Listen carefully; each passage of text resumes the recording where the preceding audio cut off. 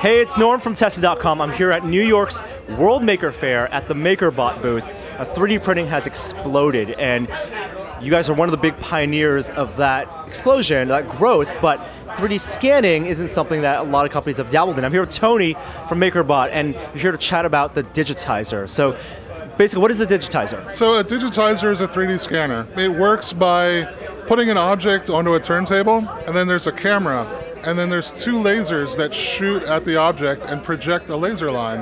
And what it does is the camera sees the shape the laser makes on the surface of the object, and by looking at that shape, it's able to triangulate the points that make up the surface of an object.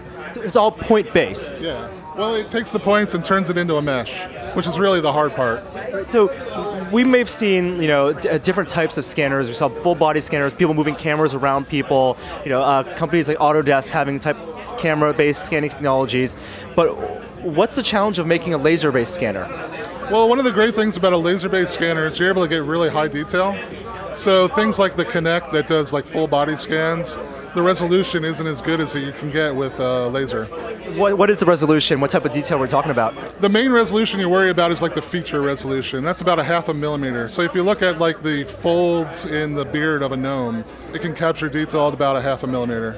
Once you scan something, the software turns into a mesh that you can send directly to a 3D printer, right? Yep. How does that work? So the software takes the scan data and creates a watertight mesh, a solid object that can then be printed on the MakerBot. And the software is so simple, it's like 2 clicks from creating the scan to sending it to the MakerBot. It actually uses the same software, the MakerWare software, to control the printer is the same software that's going to be capturing the data. So what is the digitizer good at scanning? What type of shapes, and what type of shapes is it maybe not so great at scanning? So it's not so good with shiny objects because the laser light bounces off the shiny surface.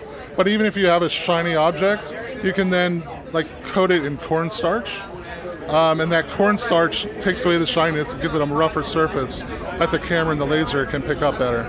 What about the physical shapes? Are there certain shapes that it's better, like cylindrical shapes? Cylindrical shapes work best. For instance, if you had a figurine, you'd want to scan it with the arms down, but not like the arms sticking out, because the arms sticking out would block the laser from seeing the body. So shapes like that can be problematic. Now I got an interesting question. What happens if you take something like this, scan it, print it, and then rescan this, Yes. and then keep on going down the line? Yes. What happens eventually? It will eventually turn into a blob. You'll be reduced from something awesome like this. You keep scanning this, printing it, scanning it, printing it. You'll end up with like a rock. It's like the Xerox effect if you Xerox something and keep making copies. It's the same kind of thing because a little bit of quality gets lost in each generation. Yeah. Can we talk about this, the platform specifically, and how long it takes to do a full scan? So what it does is it does one full revolution with one laser, and then it does another revolution with the other laser. And it takes about 10 to 12 minutes. In terms of the size of the object, how big? So it can do about 8 inches by 8 inches. Very cool, and this is something that people can pre-order now. You guys are making it. So we're taking pre-orders now, and we're going to start shipping next month, October. That's the MakerBot digitizer, a good companion to a MakerBot. Yeah. It's like the washer-dryer combo. You've got your scanner and you got your printer. My washer and dryer sings me songs. That's a new feature. I know MakerBot plays it soon. This washer and dryer teleports objects. That's pretty cool too. Thank you, Tony, for telling me about the MakerBot digitizer. It's available for pre-order now, and you guys are shipping in a month or so. Yep. And we'll find more. Maybe we'll get one of these in the office and do some testing on our own. Find more MakerBot, more 3D printers, more from Maker Faire, New York Maker Faire on Tested.com. I'm Norm, and I'll see you next time. Bye.